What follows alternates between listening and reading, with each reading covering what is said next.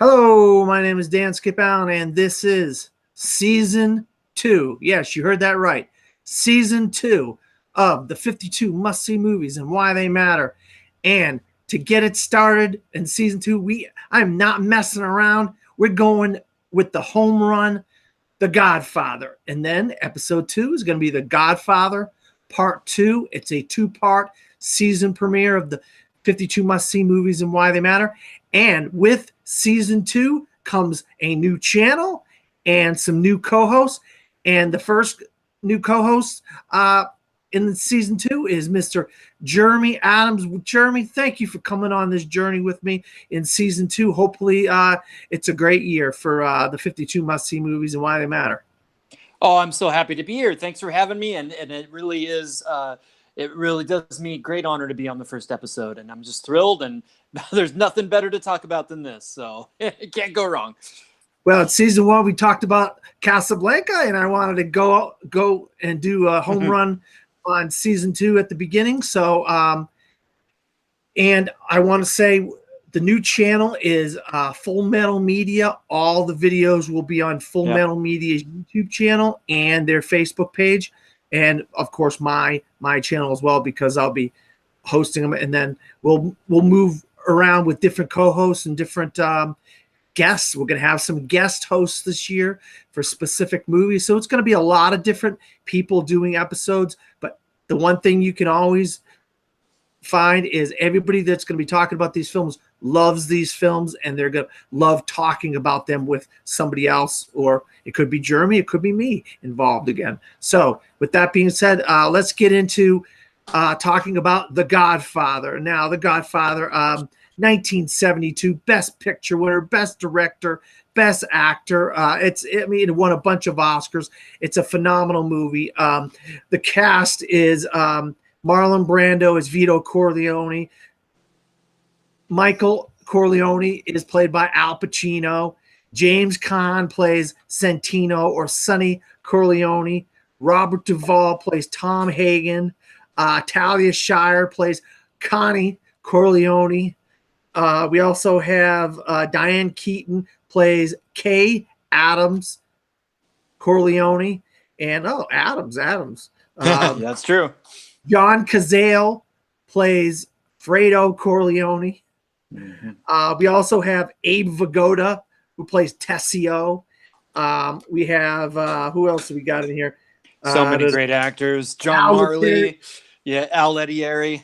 Al Lettieri plays Saluzzo. Richard. I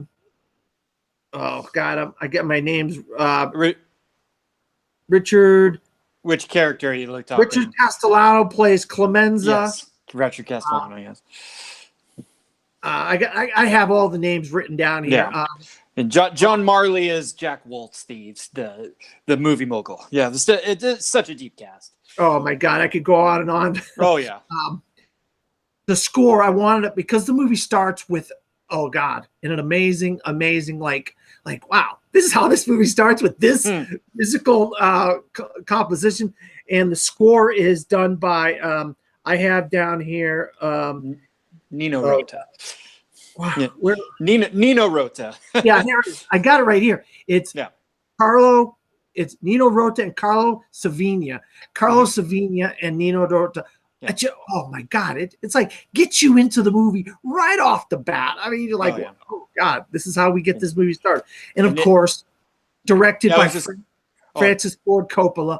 And all right, now Jeremy, just talk about the cast, or anything you have to say about any of the things I just mentioned. Well, so while I'm thinking of it, first off, I just want to say that Nino Rota was the composer for Federico Fellini on many of his great films, including La Dolce Vita. And when Francis Ford Coppola was making this movie, I think he always kind of had this attitude that he wanted to make kind of art movies, and this was kind of a job for hire. So while we all think of it as this great artistic achievement, that wasn't really Coppola's, viewpoint going in. It was a popular novel, kind of a pulpy novel, and he kind of looked at it as, like a lesser thing that he was working on. But that being said, he wanted to give it as much art as he could. So he was looking to bring the best people in. And for the composer, he thought, let me get what I think is the greatest composer, Nino Rota, who did all these great art films. Let's bring that to it. And then when you talk about the actor, the first thing he said was, well, it's the Godfather. This is such a great, such an important character, obviously the most important character. Let's get the greatest actor of all time.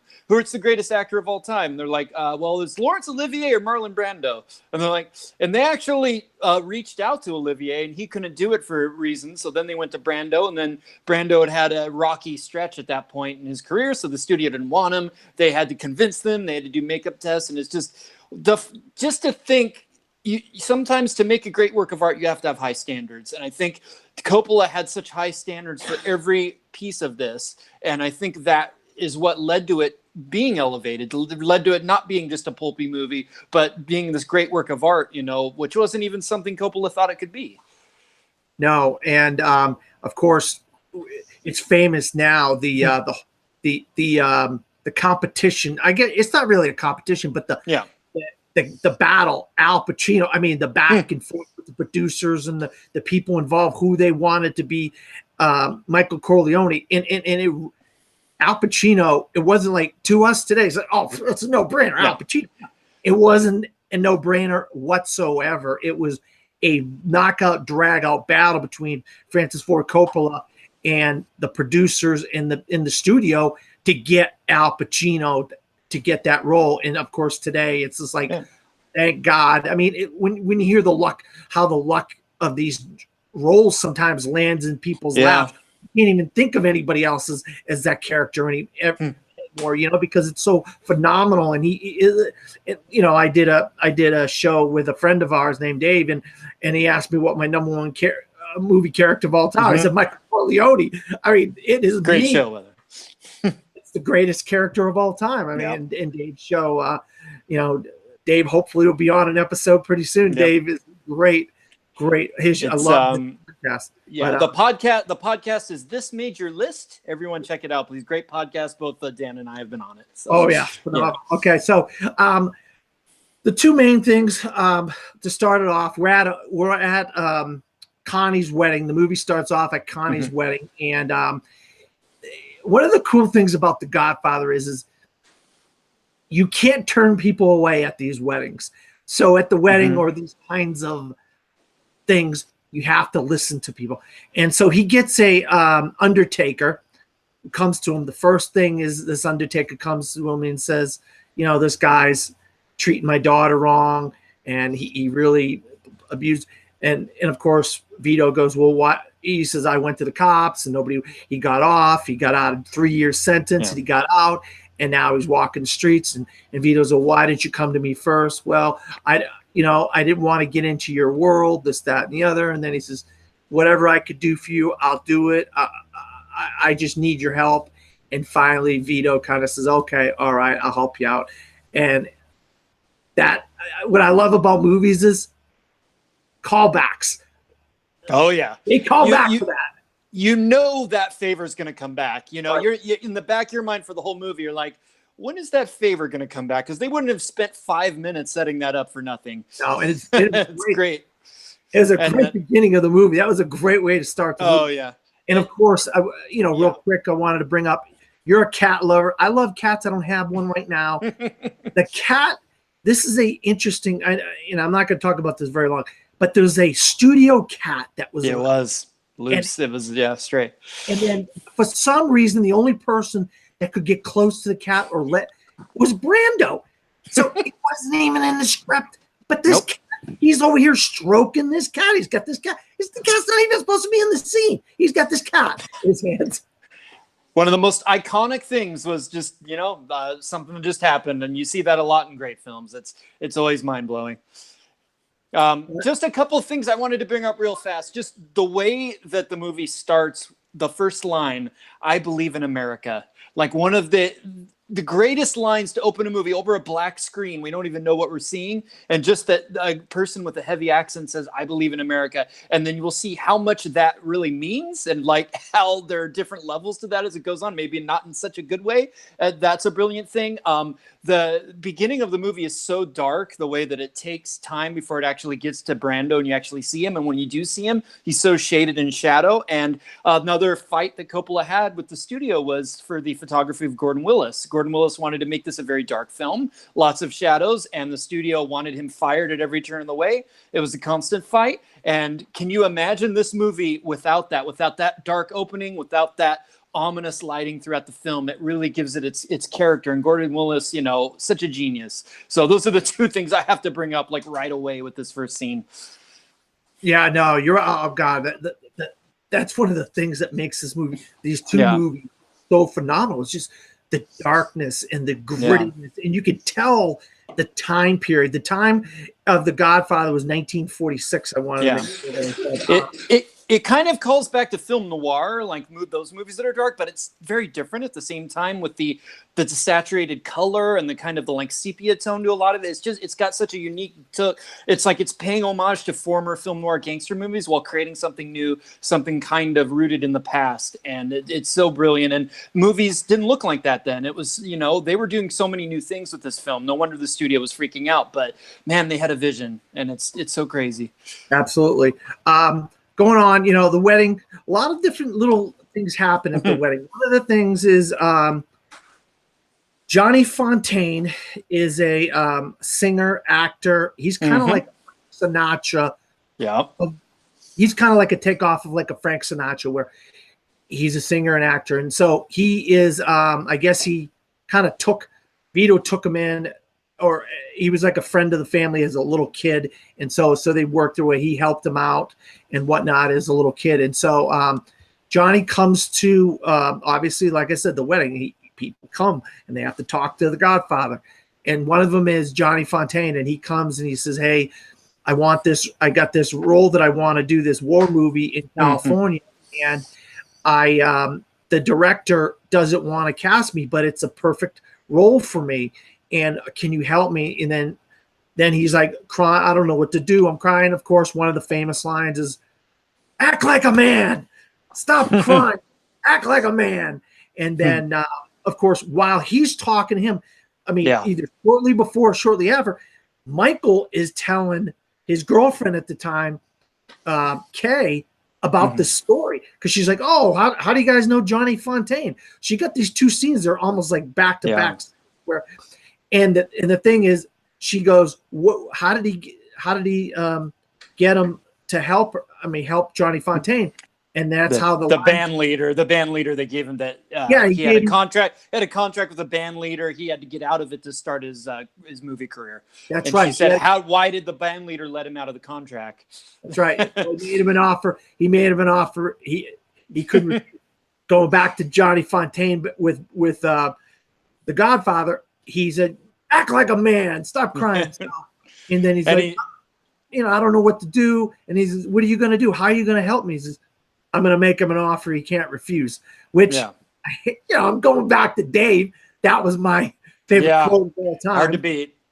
You know, you can't get deep in this movie without talking about the quotable dialogue. It's just, it's amazing to think how many memorable lines. I mean, some of them came from the book, but it's just the way that the lines are utilized in this movie. And the other great line right there is when he asked him about the band leader. She said, "Well, why did he let him out of the contract?" He said, "The story is they held a gun to his head and said either your signature or your brains will be on the contract." And it's like, and that tells you so much right there.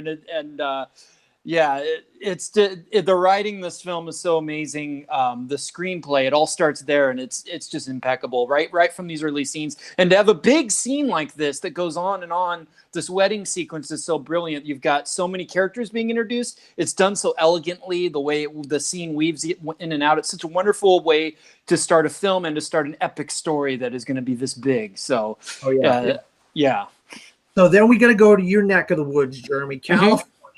We're going to go to California. We're going to talk to Mr. Waltz, and that's none other than Tom Hagen basically his son. He pulled him up from the gutter. Yes. Took him in as adopted a child, son. Robert Duvall, and says, Tom, I need you to go to California. I need to talk to this guy, Waltz, convince him to give Johnny the role. And, of course, we get 2 scenes with Waltz. One is he's in the studio signing something or taking pictures, and then he talks to him. He says, Johnny Fontane, I'll never get that role. And then he says, all right, sir, thank you very much. I have to okay, I'll see you later. And then come to find out, he does find out who Tom Hagen works for, his client that he works for, and he invites him to his house, and he says, I work for one client. I don't have like a major firm or nothing like this. And my client is Vito Corleone, the Corleone family. And he sits them down, they have dinner, and then of course the whole story about taking this great actress that he groomed. She was going to be a great actress, and Johnny took her away and ruined her, and he got all at that. And so he says, I don't care what you Dago, Wop, Guineas bring out of the woodwork. Johnny Fontane will never get that role. Of course, Tom says, thank you very much. I appreciate it. The Don wants to hear bad news right away. So he leaves. He gets up. He leaves. But we don't leave as viewers. We get another chance to see Mr. Waltz waking up the next morning because he had previously walked him around his date. And one of the things he shows him was a $600,000 horse that he's not going to race or anything. He's gonna put out to stud. And of course, we find Mr. Waltz in the bed, and there's blood all over the bed. He pulls up the covers, and what do you got? You got the horse's head, and he's going, ah! He's screaming like a crazy man. Talk about that whole sequence, Jeremy. I'm sorry, I'm getting a lot of feedback. I don't know if that's on whose end that's on. I'm sorry. No, I don't have anything on my end. But I'm sorry. I might have to. All right, there we go. Okay, we're good. Sorry. I was getting terrible feedback. All right. It's amazing. Like, we're still kind of setting up this movie at this point, and then this is like a scene out of a horror movie. It like takes a left turn. It really feels like a horror scene, and it's so terrifying and so effective. And it really sets up this world like, these guys will go to some dark places, and, we don't know. It's such a memorable moment, such a shocking moment. And this was at a time in the 70s where, we finally were getting R-rated movies. The production code had been lifted, and movies were taking risks and going to darker places. And I think for this movie and for cinema in general, this was a real important moment. It's a very memorable moment, and a moment that, blew minds, and it's still as effective today. I mean, great artistry with the horse's head, the art department to create that. It's just so amazing, and I think one of the key moments in the movie for setting you up with all the horrors that will come later. Like, a lot of crazy stuff happens up later on in this movie, and we have to be ready for it. We have to kind of be prepared, and I think this is an important moment for that. Yeah, well, another key scene, they mention a meeting from Virgil Saluzzo wants a meeting with Vito, and so they all start talking about what Saluzzo wants, and it's about getting into the drug trade and getting into narcotics, and Vito listens to Tom and listens to Sonny and listens, and then he goes to the meeting and he talks to him and he listens. What I like really is he doesn't talk before he lets Saluzzo talk and explain why he needs $2 million and he needs his help. And then he explains, he says, you know what? I'm into the casinos, and I'm into prostitution, and we're into some of this stuff, but drugs is something that could really eat away at our core, our children and our families' values and stuff. Some of the vices that we have, gambling and that sort of stuff, is kind of, they're just vices, but they're not something that can destroy you and destroy your family. And so I don't want to get into it, but Sonny almost makes a mistake. He says something, and he's like, afterwards, he says, Sonny, never let your thoughts get out outside the family. Don't say things. Go ahead. So many great they're always building character. This is a key moment for Sonny's character, for us knowing who this guy is and like how he's going to be going forward with being this kind of hothead. So they're building up so many things. I just wanted to mention the drug. Like, we have to mention Mario Puzo, who wrote the novel, and it was such a well-researched novel because this really was a key moment in the history of the organized families in New York. This point where drugs and heroin were coming on the scene, and the way that he builds that, the way that he builds this Frank Sinatra stuff, everything from real history is built into the story, and it really gives it so much more weight. So it's not just a bunch of made up stuff. And there have been a lot of lesser gangster movies that they just kind of make things up and let's just call the guy Vito or whatever. But this movie is so rooted in history and in the reality of this stuff, and it really feels like it every step of the way, and we really understand the motivations of the characters so well, and it's real history, so it really means a lot. And after the meeting with Sollozzo, basically Vito / the Godfather tells Luca Brasi, hey, go talk to Talia's people and act like you're not in good terms with us, and you kind of want to go over to them, but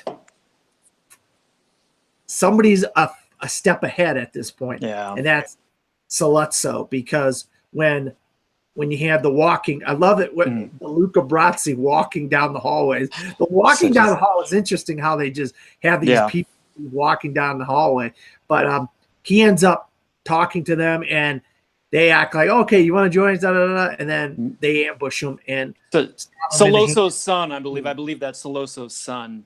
And we know at this point the Sollozzo family's involved. Not Sollozzo, I'm sorry, Talia. Talia's son, they're involved with Sollozzo. So we know this thing is going a little deeper. How deep is it going to go? This is kind of setting everything up. And talk about that moment, because, oh my God, the horse's head was bad enough. This moment is the one that really gets me.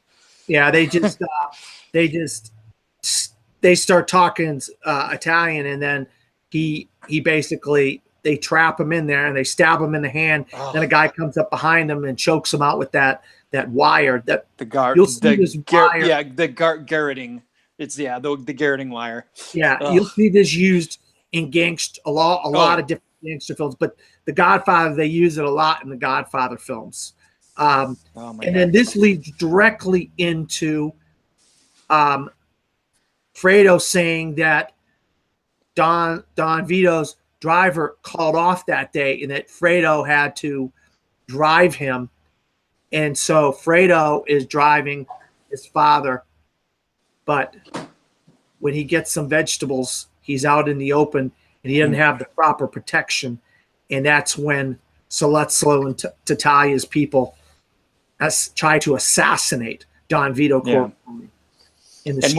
As far as we know, they did at this point in the story. It's kind of like, he may be dead. They don't really tell us, which is I think a pretty brave thing for 72 to do that with your audience. Yeah, absolutely. And Fredo sees this all going, he drops the gun. It's like, tells us, and now we're learning about Fredo's character. They're always character building. Oh my God, Fredo's. Oh God, get me started about Fredo. He's just such a putz. He's not gonna be the big shot of this family. You can, and so then Sollozzo tries to talk to them because he doesn't want any more bloodshed. But Sonny and them are all arguing. They don't know what to do. Tom and Sonny and everybody's arguing, and they get a delivery, and it's a package, and it's a vest with some fish in it, and that means they know, because they don't know where Luca Brasi is. They're like, where's Luca? Why isn't he around? And they go, okay, well, that's what happened with Luca. That's a sign saying Luca swims with the fishes. Another legendary line.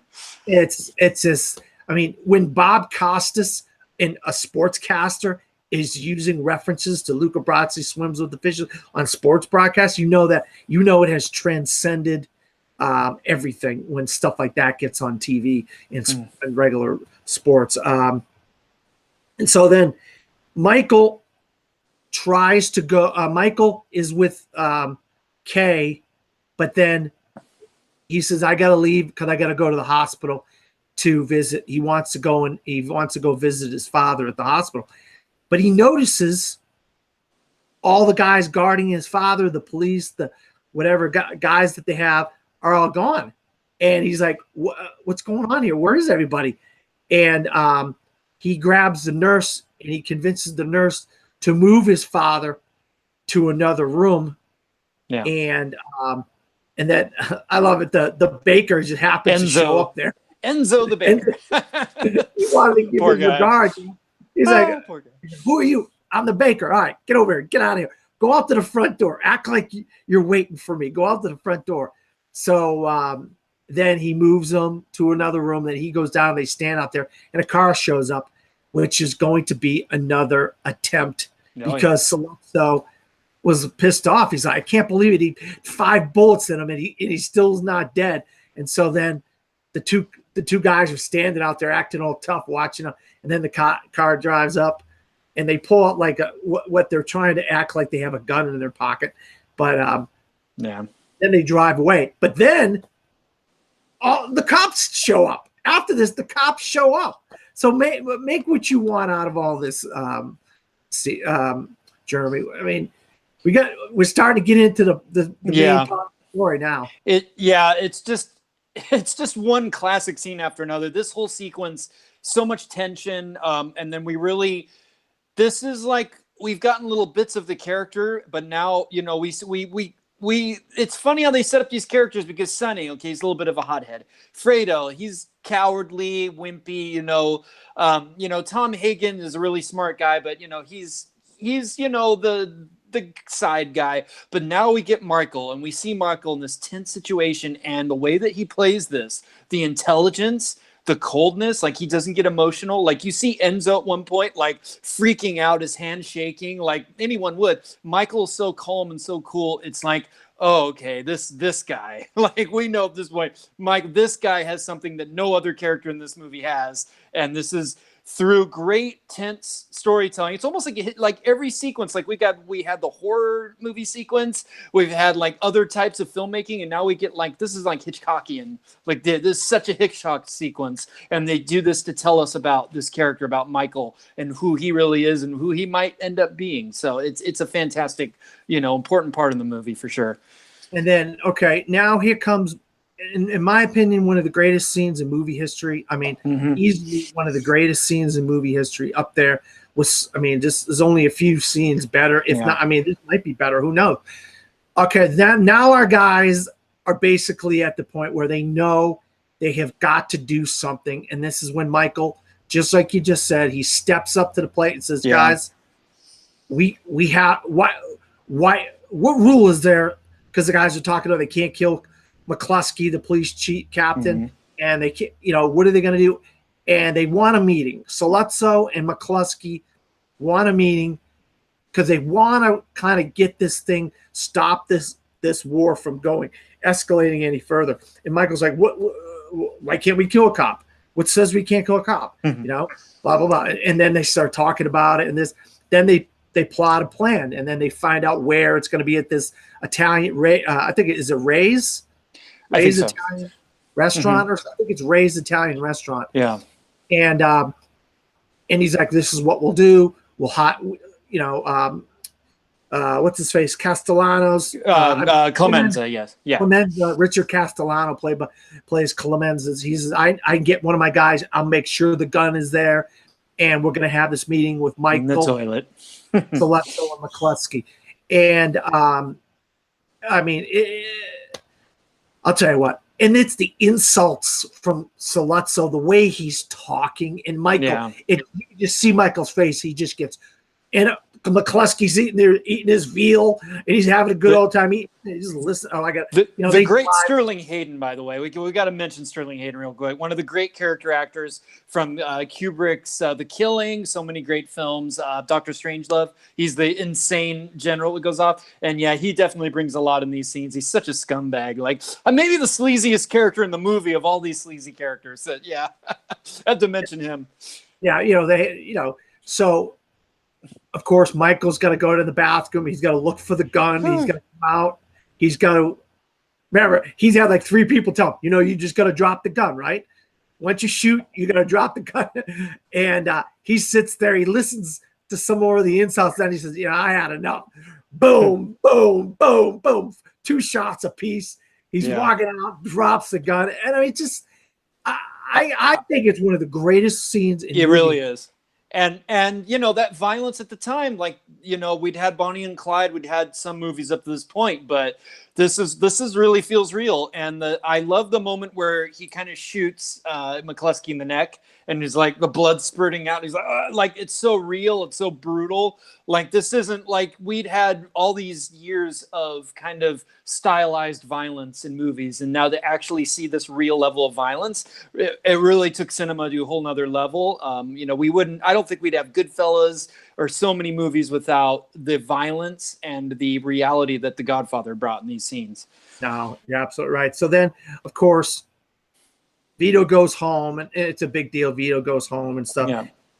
And Michael, and then Michael, because of what he did, it's out in the open. And they have newspaper people, and newspaper people gets the story out into the newspaper. McCluskey, crooked cop, is in bed with Sollozzo and Talia and all these guys. So it's all over the papers, and they get it to where they're not the bad guys, but still Michael has to go to Italy to get out of there.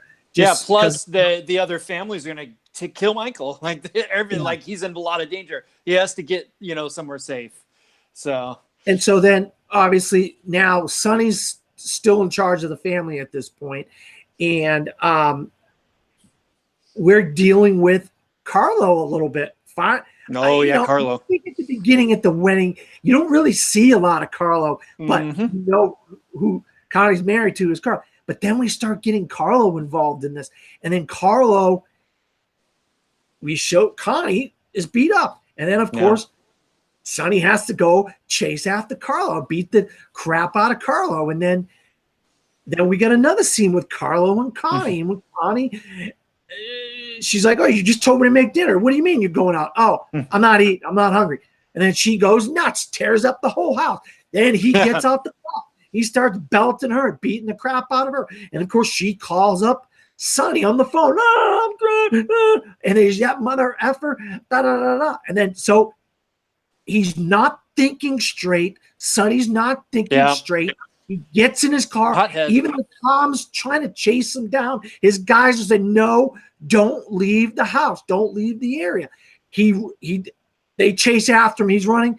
And we got another classic scene where he's at the toll booth on the highway, and it was a trap.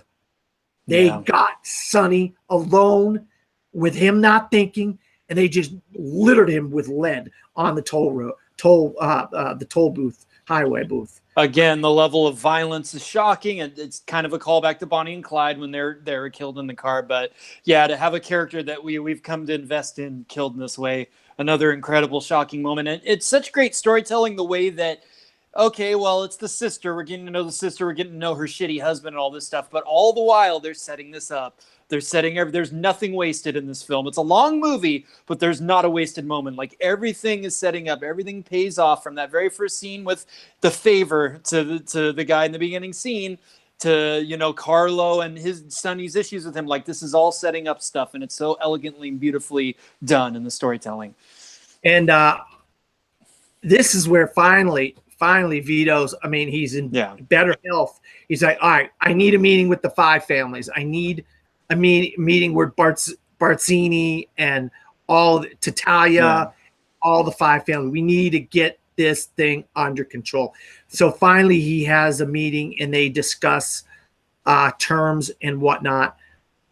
But then at the end of it, Vito, he's talking to Tom, and he's like, yeah, it was Barzini all along. Barzini had Talia with him. They've been trying to gang up on me the whole time, and it just took me this long to figure out that it was Barzini that's been doing this all along. Then we get our buddy the Undertaker back, and he says, Vito goes to him. He says, I need my favor. I need my favor back. I need you to do everything in your power to make Sonny look presentable. His mother can't see him like this, and he shows him, and he's littered with blood and bullets and everything. And then Brando, I just gotta say, like, he's so great. Like, he's such humanity, such emotion. The first scene where Duvall has to tell him that Sonny died is so powerful. Like, he's not just a gangster. Like, this guy there's so much that he brings to this character.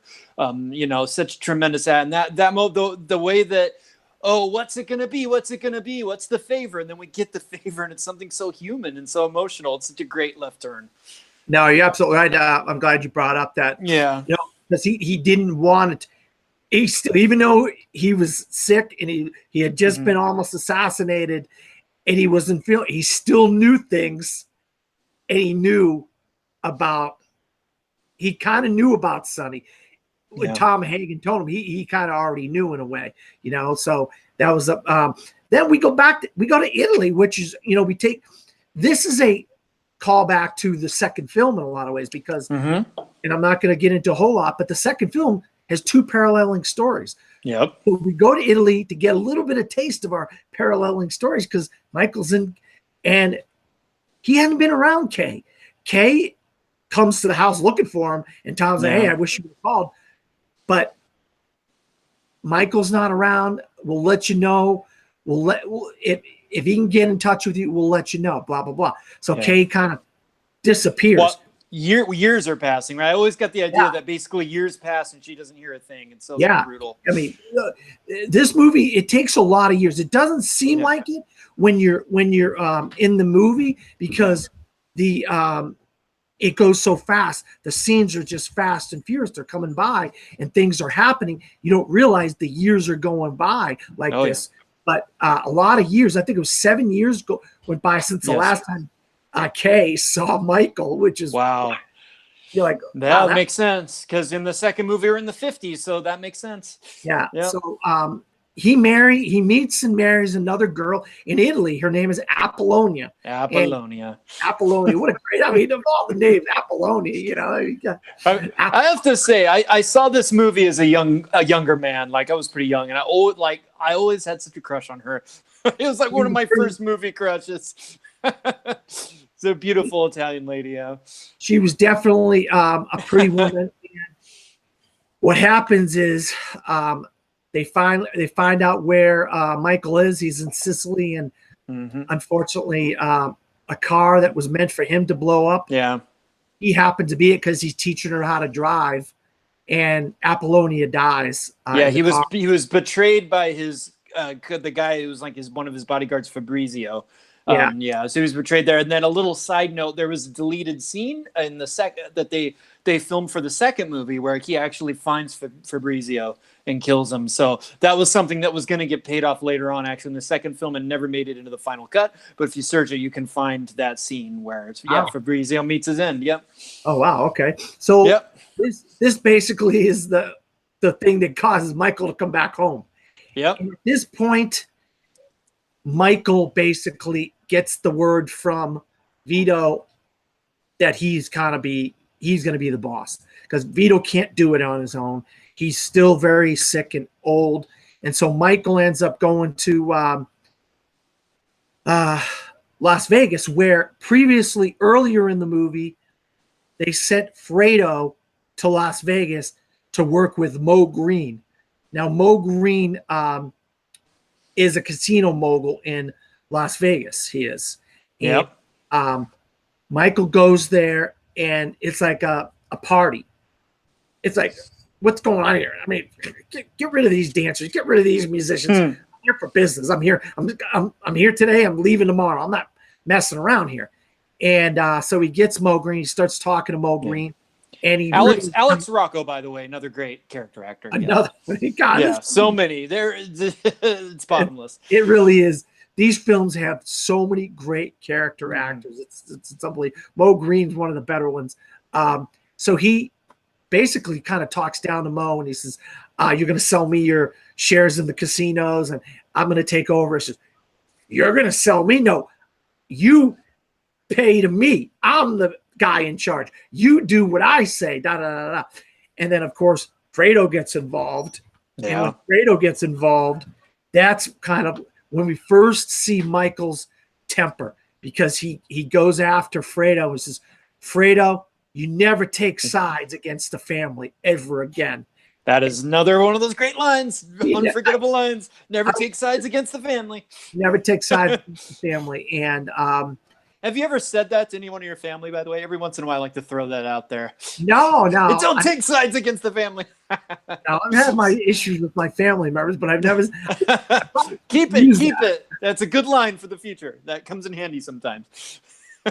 And so then we go back to Vito Corleone. He's playing in the yard, and it looks like he's playing. He's got his little grandson with him in the yard, and he keels over of a heart attack. Yeah. And so we finally one of the greatest death scenes of all time. That's for sure. Definitely top 5. The kid doesn't know he's dead. He thinks he's playing around. And the little child actor didn't know what was going on. Like he really scared him when he put the orange in his mouth, like a great improv moment. And then the kid, he's on the ground dead, and the kid's just playing like the little actor. And it's such reality that Coppola brought to everything. But before this, I want to go back real quick. Mm-hmm. When Vito basically kind of gives control of the family to Michael, he basically says,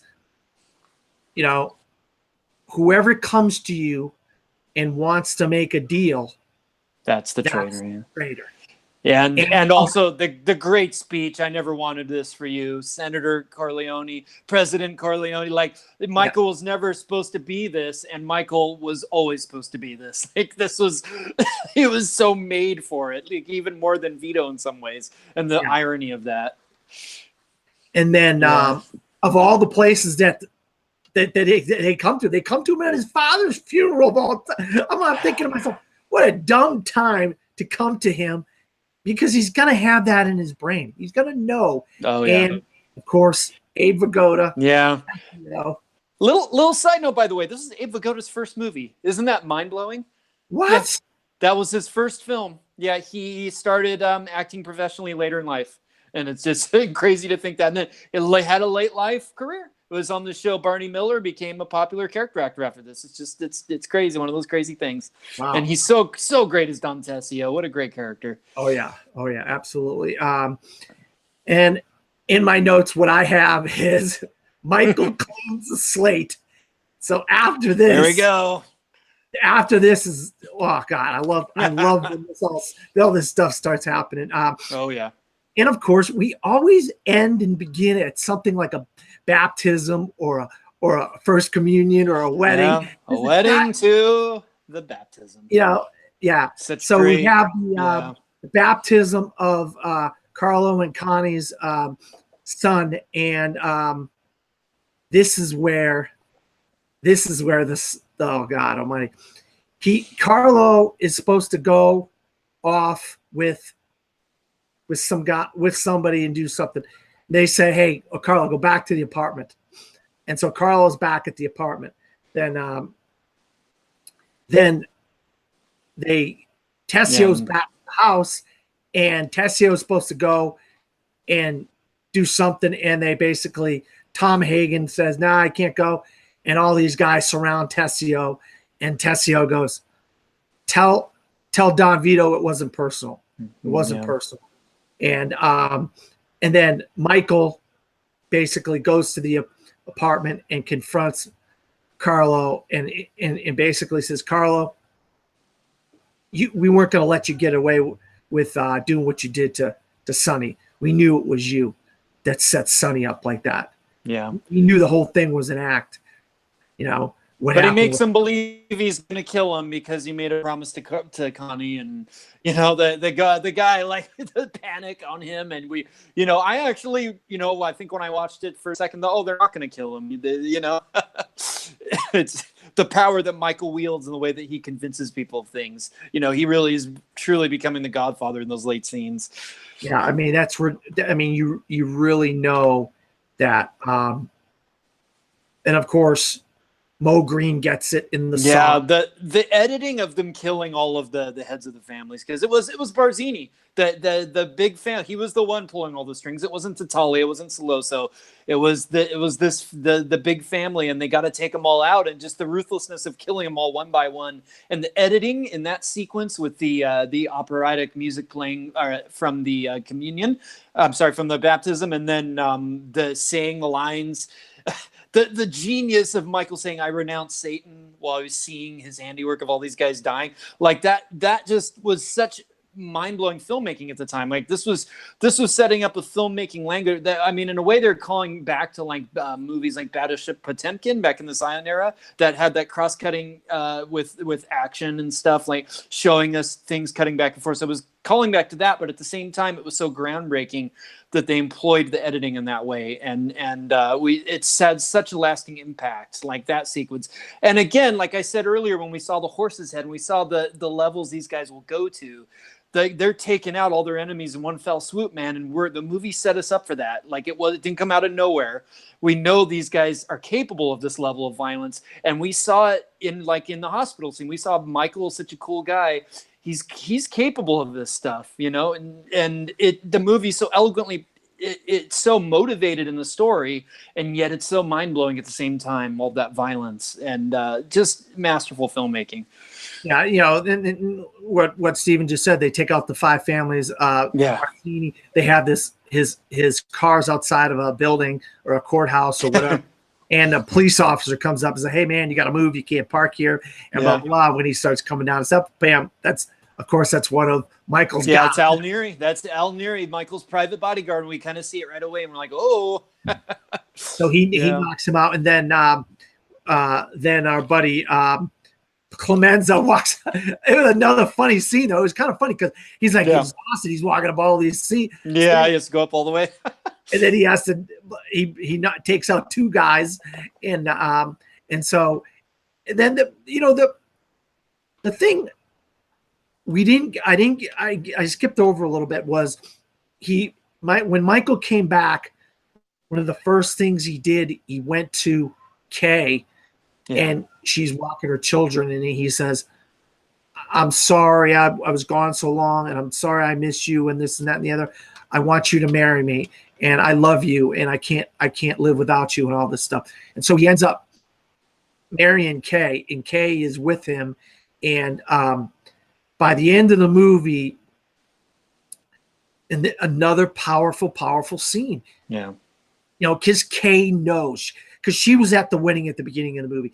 She knows the lengths that this family will go to get what they want. And she basically tries to talk to Michael, and she says, "Hey, what happened with Carlo?"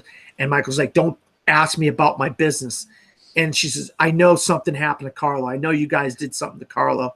And then he says, "All right, one time I'll let you ask me about my family business." And she says, "Did you guys kill Carlo?" And this is when he is the Godfather. He is the leader of this family. He is the powerful man that he is, because he lies to her and he says, "No, we didn't kill him." And then she walks out of the room. Now, this is one shot. She walks out of the room. Michael's in the room. You start seeing other guys come around Michael. Right where we started the movie, by the way. Right where it started, in that chair. Yep. And one of the guys is Don Corleone. And then you see her look back, and she knows that he lied. And then the door shuts, and that's when the movie ends. And to me, that solidifies Michael as the man he is, and the man he will become, and the powerful man that he is, and that he needed that woman in his life to be the powerful man. All powerful men have a woman in their life. And in this world, the women don't mean anything. Yeah. Only one thing, and one thing only: to bring children into the world so they can pass on their legacy, and pass on their kingdoms and their whole world that they have into children, sons. And that's what Kay is there for. that scene at the end, and it was all cut in one scene. How him in the room, the guys coming up to him, Kay walking out, then the door shutting. It was that to end the movie on that scene is just so powerful, and you realize the people that you're dealing with. Yeah, even though you knew who you're dealing, but you really know who you're dealing with. Yeah, I think the story of this movie is really this, and even more so in the sequel, but even in the first one, it's the story of the father and the son, and how we have this man Vito who's a criminal, but he's got a code, he's got a morality, as a humanity to them. But then Michael, emerges, and I don't think he has any of that. I think Michael's kind of a soulless guy, and when we see him lie to his wife like that, I don't think that's something Vito would have done. And I think there's just all these brutal things that he does.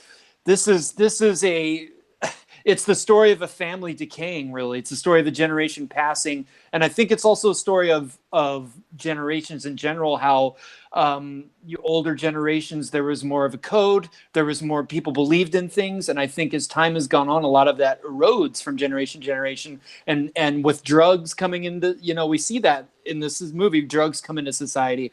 Everything is eroding, and people are just, they're cold, and they do things for money, they do things because they think they have to, and they don't have that humanity. And that's really what the story of The Godfather is for me, and it's so powerful. And that shutting that door at the end, we opened the door in the beginning, Vito came out of that room, we opened the door to the story, and then Michael goes into that room, and it means something different, it means something darker, and that door closes. And that to me is the story of The Godfather. Yeah, it really, I mean, the symbolism in this film is through the roof. It's the violence that it tells you about this way of life that these men and women are involved with. In the time. This is in the 1940s. It was a different era, a different kind of a time period, how people treated each other, and the power that people had, and the differences between today and a lot of years, the 70s, the 80s, the 90s. I mean, it was such a different era. And I think Coppola really captures the time period and the violence in that way of life, the mob way, the Costa Nostra. Obviously, it's a no-brainer why this film is such an essential film, and so many other gangster films that came after this. I mean, they try, even Scorsese tries a couple times with Casino and Goodfellas. He almost gets there with Goodfellas, though. Mm-hmm. Yeah, I mean, I would kind of put them side by side. Like they're both like equally great gangster movies, but they're so different. They take place in different eras, and The Godfather is a different kind of storytelling in the same milieu. And it's interesting how like violent and dark this movie is, and yet in a way we like these characters and we're fascinated by this world. And a lot of like real life gangsters actually were inspired by this movie and like took this movie as like they quoted the lines to each other and they tried to be like the characters in the movie, which is obviously something Coppola never intended. He meant this to be a dark, like a morality tale, a dark morality tale about the dark. Like I said, I believe in America. This is the dark part of America we don't like to talk about. A lot of America was built on this stuff. A lot of America was built on immigrants coming over and carrying criminal practices. And he was trying to point that out. And yet it's such a great movie that people loved it. And they wanted to be like that. And that's just crazy how movies can kind of have those different effects. Yeah, you're absolutely right. In the 70s, it was a different era. And I think that this movie and its predecessor came out in the 70s. It tells you about the people that were living in the 70s and the changing over of the world that we lived in. And a real quick, I forgot to bring this up when I wanted to. Well, when they found out that the driver, Don's driver, didn't show up, he called out sick. They finally got him to come in. I don't care if he's got sniffles. He needs to get in here. And so they take him for a ride, and needless to say, they realized that he was the guy that set up Vito. So Clemenza had to take him out, and he had another guy with them, and of course they're out in the middle of nowhere. We don't know at this point. We don't know where they're at. It could be New Jersey or wherever. Yeah. But he says, "Leave the gun, take the cannoli," and those great lines. I love "leave the gun, take the cannoli." I think it's just just a fantastic line. And, yeah. And I meant going back to Dave's podcast. I mentioned it. I met the guy that got shot. I sat him sign the bumper sticker, "Leave the gun, take the cannoli." So we got that trademarked. So, but I just want to bring that. I love that. I was gonna bring that line up if you didn't. Yeah, there's just so many quotable lines in this film. There's even lines that aren't as well known. Like, to me, one of the signature lines, I actually have it right. One of the signature lines of this movie that I really sums up so much is early on at the wedding when Michael's talking to Kay. He says, "My father is no different than any other powerful man, any man with power, like a president or a senator." And that shows us so much about the morale, why these guys do what they do. And it kind of makes us understand why they do what they do. But it also allows Michael to excuse so many of his own actions and allows him to kind of become a monster by saying, "Hey, presidents kill people, people in high places kill people. We just do it. We do what we have to do." It's like the TV show The Sopranos. I remember Tony Soprano saying, "It's a war. We're at war," and that's how he excuses everything. And that's there's just so many great lines of dialogue that tell you so much, and a lot of exposition in this movie that's done so beautifully. Like, it doesn't feel like exposition. They tell us so much, but they do it in such artful ways. And man, the script, the direction, everything in this movie, to me, there's nothing that beats it. Even the great films, like, there's nothing that captivates me in the way and just is such solid storytelling the way The Godfather is. Absolutely, 100%. And I'm going to leave it at that, Jeremy. I couldn't have said it any better than you just did. It's one of my favorite top 2 or 3 films I've ever seen in my entire life, and I watch it once or twice a year, just like I do Part 2. I don't watch 1 without 2 because I watch them both together. And I do have to say, the amazing thing is I personally even prefer 2, but it's tough call because they go hand in hand and they're both great films. But we'll get to that when we talk about 2. But the fact that they even this was supposed to be it. This was supposed to be only movie, but they took it even further. They built on it in such amazing ways. But yeah, this movie just in and of itself, I mean, if this is all we had, this is like just perfect storytelling. It's so groundbreaking, yet they called back to films of the past, yet they moved the art of cinema forward. And he was a director for hire, just doing a job, and yet a great artist sometimes can't help it. He can't help himself. He's got to make great art, and wow, everything came together with this film. Absolutely, and it's a no-brainer. The Godfather is one of the most essential films of all time, and top 3 for me. So where can you be found? Okay, you can find me. I'm at Jeremy Paul Adams on YouTube, Jeremy Paul Adams on Facebook. And then I'm also it was kind of mentioned earlier, but this is going to go on the Full Metal Media channel. I'm one of the head admins there. We do live trivia matches. We do talk shows, top 5 lists. I just launched my own show called Nostalgia Goggles, where we look back at things from our childhood. And then you can also find me on the Worldwide Movie Games Network, where I'm the head question writer for the There Will Be Trivia League over there. So check out that channel, if you will, and you'll find me in all these different places. I can vouch for Jeremy. He's a very busy man, and trying to etch out some time to do the 52 must-see movies is very valuable to me that he's able to do this. So, you can find me at Dan Skip Allen on Facebook, Twitter, Instagram, and Pinterest.